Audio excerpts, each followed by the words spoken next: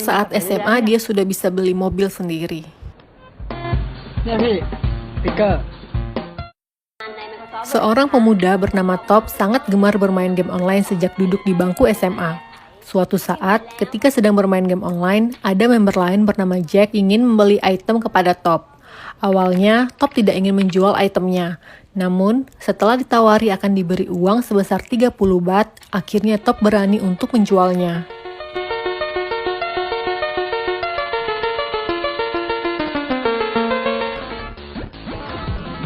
Dari penjualan itulah, dia semakin lama semakin meraup keuntungan yang cukup besar sampai dia mampu membeli sebuah mobil. น้องไม่มีสติกเกอร์ห้องเรียนไม่ได้นะครับ Ia mulai melakukan sebuah bisnis dari situ. Namun, kedua orang tuanya tidak setuju dengan bisnis itu. Saat orang tua Top mengetahui bahwa anaknya tidak diterima di universitas negeri, orang tuanya pun semakin geram dengan kelakuan Top yang seakan-akan tidak menghiraukan pendidikannya.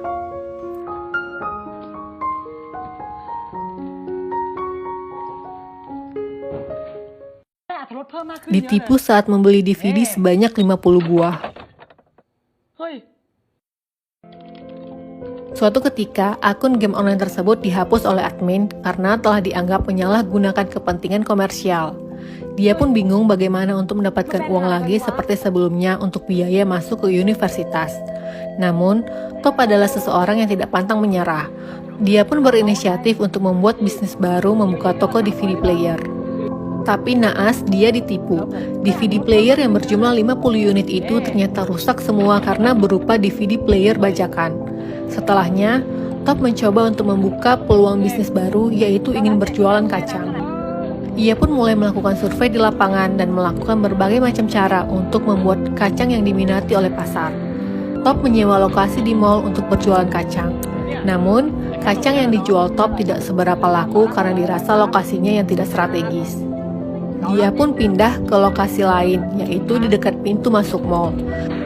Di hari pertama, kacang Top laku habis. Bisnis kacang Top beberapa hari kemudian mulai terancam untuk diberhentikan oleh pihak mall melihat bahwa kacang dagangan Top mengotori atap mall. รบกวนแก้ไขด้วยนะครับ เอ้าพวกกำลังก็ต้องมีควันดิพี่ แต่มันผิดมาตรฐานกฎในการเช่าของเรา ถ้าน้องคิดว่าแก้ไขไม่ได้ พี่ต้องขออนุญาตยกเลิกสัญญาครับ เฮ้ย Resep rahasia membuat rumput laut.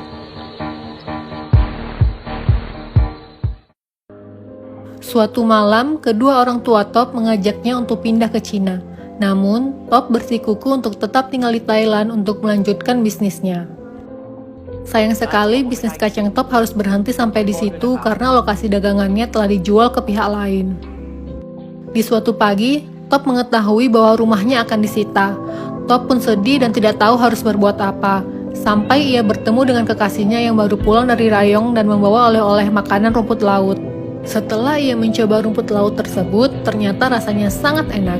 Dari situlah, Top mulai memikirkan bisnis baru, yaitu bisnis makanan rumput laut. Top berusaha merintis bisnis barunya dengan baik dan ia belajar keahlinya untuk membuat rumput laut. Pada awalnya, hasil gorengan rumput laut oleh paman dan Top tidak ada yang berhasil.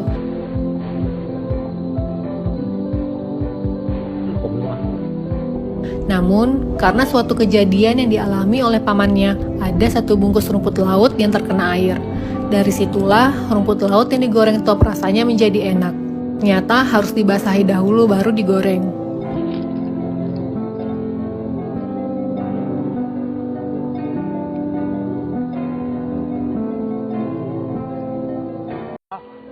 Dagangan anak ini laku keras. Top mulai memproduksi rumput laut tersebut dalam jumlah banyak untuk dijual. Ia menjual dagangannya di konter pusat perbelanjaan. Ternyata memang benar, dagangan Top laku keras. Kemudian, Top mencoba untuk bekerja sama dengan 7-Eleven. Dia menawarkan produk rumput lautnya. Namun, pertama kali ia datang, produknya ditolak dengan alasan kemasan rumput laut Top tidak layak jual. Ukuran rumput laut yang terlalu besar, serta harga jual rumput laut Top yang juga dirasa cukup tinggi oleh 7-Eleven. Top tidak menyerah begitu saja. Ia mencoba untuk merubah desain kemasannya dengan bantuan seorang desainer. Ia menamakan produknya dengan nama Tai Kei Noi yang artinya pengusaha muda. มันไม่ฟังดูแก่ๆหรอ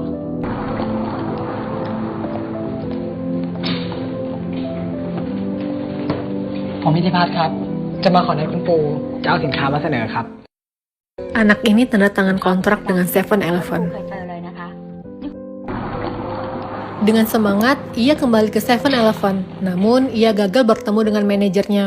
Akhirnya, Top memberikan sampel produknya kepada satpam penjaga di sana. Dan ternyata, produknya diambil oleh beberapa karyawan di gedung itu.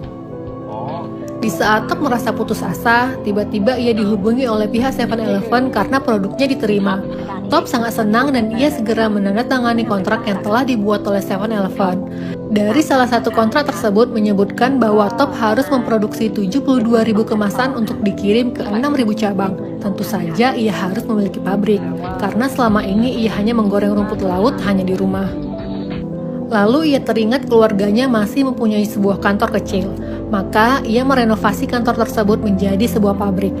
Pada akhirnya, kerja keras dan semangatnya berbuah hasil. Ia berhasil merenovasi kantor ayahnya menjadi pabrik dan mempekerjakan beberapa karyawan.